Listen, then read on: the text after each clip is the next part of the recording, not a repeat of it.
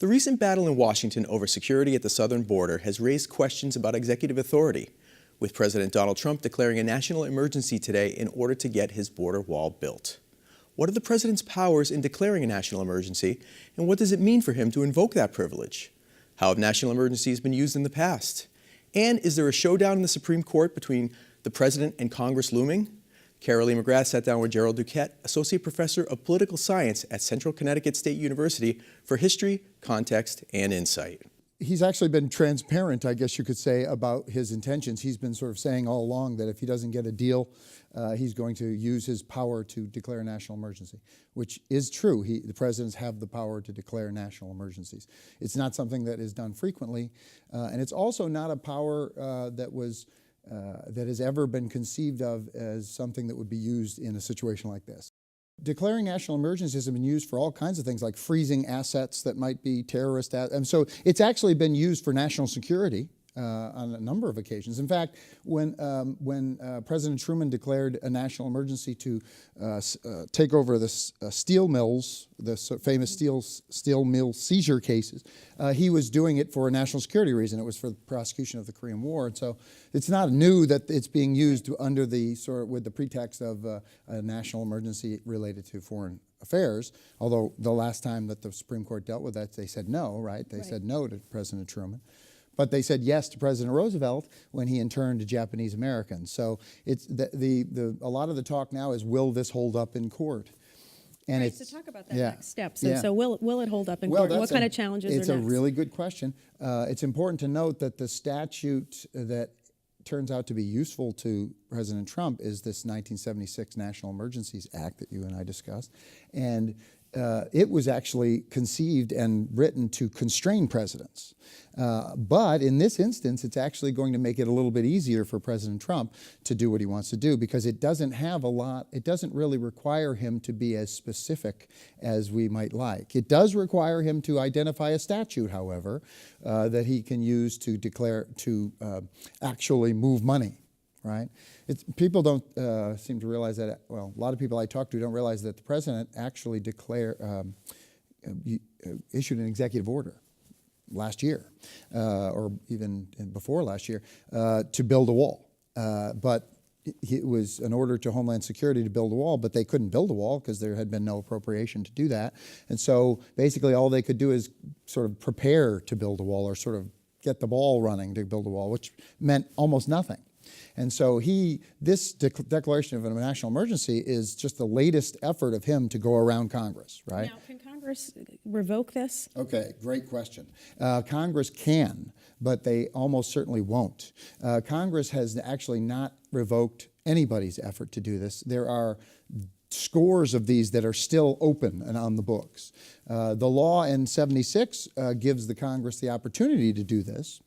To stop them. It even requires them to meet every 6 months when this stuff happens to make sure that it's still an emergency. They have never met once, despite the fact that it's been used scores of times.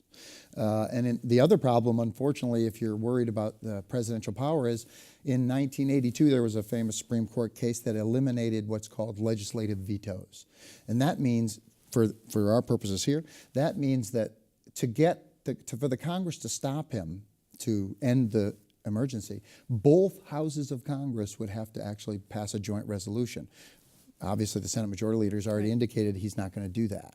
So when the Speaker is talking about they're going to use their options, one of them is not a legislative matter. They're basically going to have to rely on a court challenge. Okay. Now, in 2014, President Obama issued executive action. It wasn't a national emergency, but to protect illegal immigrants in DACA. Yep. So something a little bit different, but certainly used his executive power. Exactly. It's not. Trump is hardly the first president to try to achieve a policy goal without having to get Congress to go along. So it's not new in that sense. It is new in other senses. This he's trying to accomplish something that even his own party didn't give him when they had total control. That makes it highly unusual. It's something that the majority of the American people clearly don't want, and it's also something that's clearly not an actual emergency.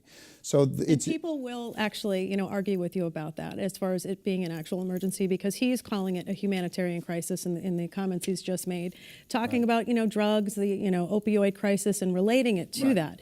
And I know that the Democrats have pushed back on that to a great degree, but no, there's just no data to support that as an emergency. But even President Obama had talked about a humanitarian crisis. So how do you come to some sort of agreement that there's an issue, a pressing issue on the border? Absolutely, good question. Well, you can claim that things are a humanitarian crisis that are chronic or ongoing humanitarian crises. Therefore, they're not emergent. Right, so it's actually a very simple matter. They aren't equal things. A humanitarian crisis doesn't mean national emergency, right? They're two different things, really. It is obviously true that some national emergencies are also humanitarian crises, but it's a logical fallacy, obviously, to say that just because it's one, it's the other, right?